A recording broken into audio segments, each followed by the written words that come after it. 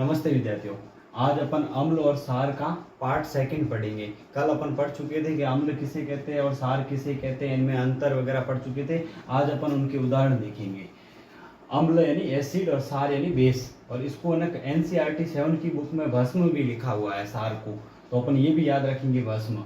आज अपन इनके इंपॉर्टेंट उदाहरण देखेंगे और इन्हीं उदाहरणों से एक प्रश्न बनता है बोर्ड परीक्षा में।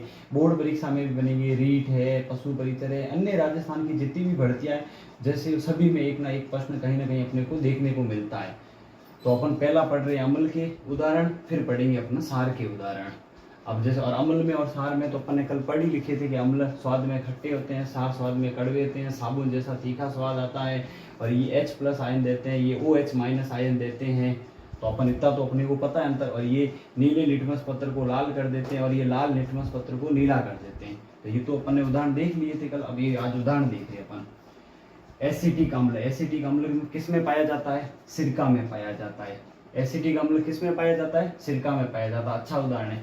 फार्मिक अम्ल किस में पाया जाता है? चींटी के डंक में, मधुमक्खी के डंक में, एक ततैया होता है, ततैया के डंक में भी पाया जाता है। तो सीधा पूछ लेंगे कि चींटी के डंक में कौन सा अम्ल पाया जाता है, तो फार्मिक अम्ल। और मधुमक्खी के डंक में कौन सा पाया जाता है? फार्मिक अम्ल पाया जाता है।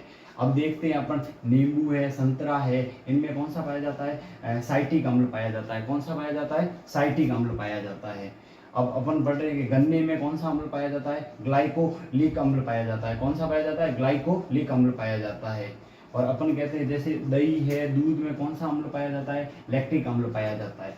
अपने को पूछेंगे कि दूध और दही में कौन सा अम्ल पाया जाता है? लैक्टिक अम्ल पाया जाता है। अब पूछ लेंगे पालक में कौन सा पाया जाता है? ऑक्जेलिक अम्ल पाया जाता है। ऑक्जेलिक अम्ल पाया जाता है। अब बताओ सेब में कौन सा अम्ल पाया जाता है? मेलेइक अम्ल पाया जाता है। मेलेइक अम्ल पाया जाता है। और चाय में कौन सा पाया जाता है? टैनिक अम्ल पाया जाता है। टैनिक अम्ल पाया जाता है। अपन कहते हैं प्याज और लहसुन में कौन सा पाया जाता है? एलिसिन अम्ल पाया जाता है। एलिसिन अम्ल पाया जाता है। और पूछ ले कि मक्खन में कौन सा पाया जाता है? ब्यूटेरिक अम्ल पाया जाता है। कौन सा? ब्यूटेरिक अम्ल पाया जाता है।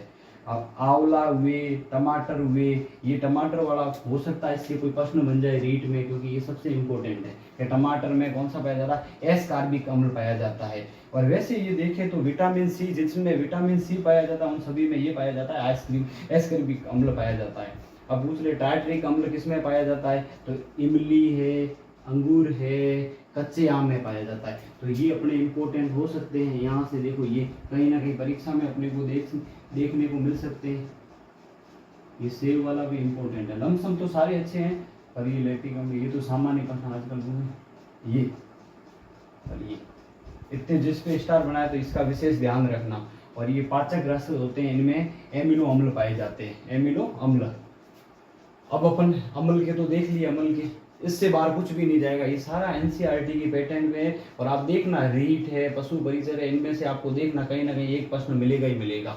तो आप इसको ध्यान रख से एक बार याद करना, चार्ट बनाना बाद में। और अपन पढ़ रहे हैं आप बेस। बेस के उदाहरण देखो। Magnesium hydroxide, magnesium hydroxide, magnesium का प्रतीक होता है Mg, और OH और इस पर 2 होता है इसका। अब मुझे बताओ, इसे मिल्क ऑफ मैग्नीशियम भी कहा जाता है, मैग्नीशियम कहा जाता है, ऐसे दूध या मैग्नीशियम भी कहा जाता है। अब आप बताओ, सोडियम हाइड्रोक्साइड साबुन में होता है, पोटेशियम हाइड्रोक्साइड साबुन में होता है, CaOH2। अब ये देखो, ये चूने का पानी या ऐसे बुझा हुआ चूना भी कहते हैं। तो इसमें ये अपने इंपॉर्टेंट हो सकता है। 100% इसकी संभावना बनती है अपने को कहीं ना कहीं देखने को। और एक अमोनिया हाइड्रोक्साइड, जैसे खिड़की के कांच है, इनको साफ करने के लिए किसका प्रयोग करते हैं? अमोनिया हाइड्रोक्साइड का प्रयोग करते हैं। ये सार और अम्ल में सबसे अच्छे उदाहरण मिले, और ये सारे NCERT बुक पर आधारित है। आप एक बार इनको नोट कर देना और अच्छे से याद करना, बार बार लिख लिख के। तो इससे बार मेरे हिसाब से तो कुछ भी नहीं जाएगा। और अगर इसका अगला अपना चैप्टर दूसरा लेंगे, उससे अपन कल मिलेंगे इसी समय पर। धन्यवाद। मेरे चैनल को ज़्यादा से ज़्यादा सब्सक्राइब करें।